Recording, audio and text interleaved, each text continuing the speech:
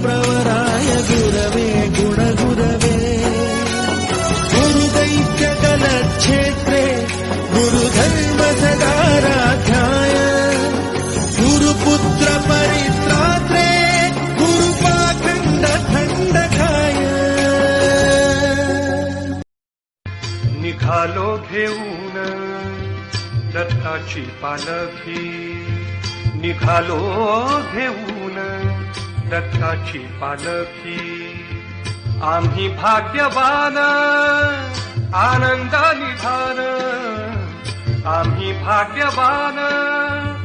आनंद